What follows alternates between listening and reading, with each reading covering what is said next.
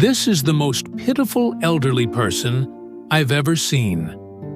After the elderly woman's children moved into their new home, they didn't take her with them. Instead, they left her behind in this old house, leaving her to fend for herself.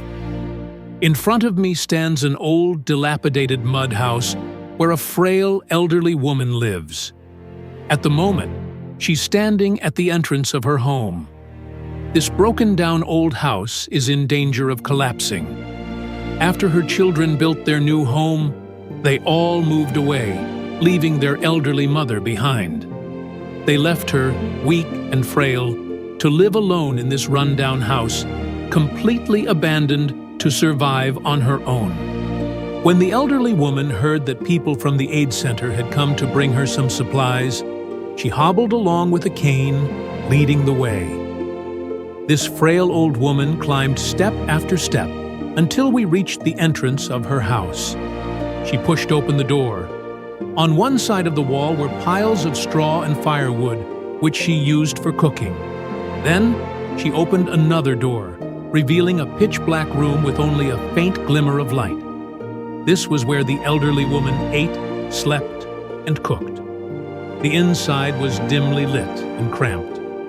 She quickly went over to the only window in the house and opened it, letting in more light.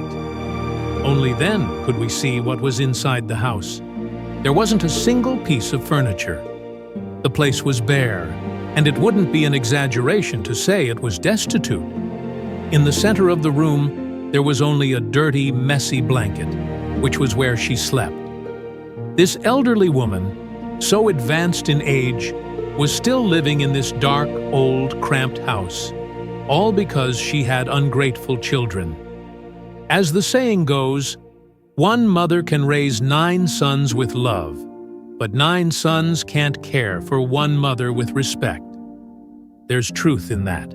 The aid workers brought some foam padding and laid it on the ground for her, followed by a new blanket. This way, she could sleep a little warmer during the cold winter. Standing at the door, the elderly woman expressed her gratitude, her voice a mix of excitement and sadness, even choking up a bit. The most frequent thing she said was, "Thank you for all your help."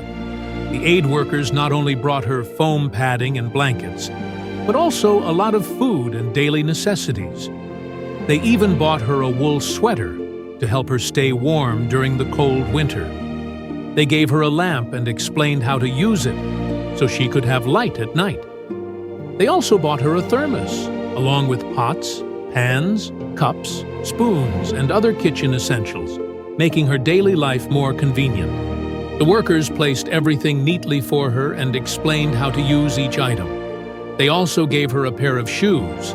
The elderly woman said her feet were too dirty to wear them now, so she didn't want to put them on just yet. As she went outside barefoot to fetch water, one of the aid workers gave her their own slippers to wear.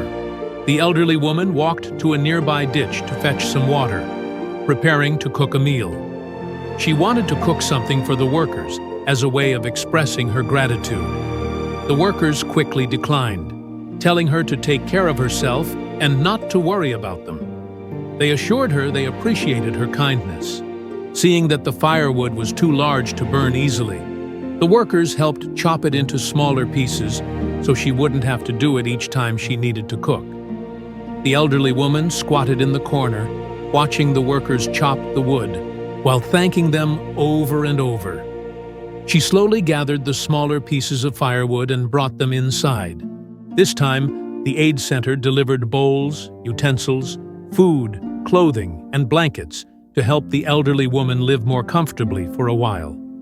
Their visit added many useful items to her dark, cramped house. But more importantly, it brought a great deal of warmth. For the first time, a faint smile appeared on her kind face. As the aid workers were leaving, they also gave the elderly woman some money to provide her with short-term financial support. They promised to visit her again in the future. That's all for today's story.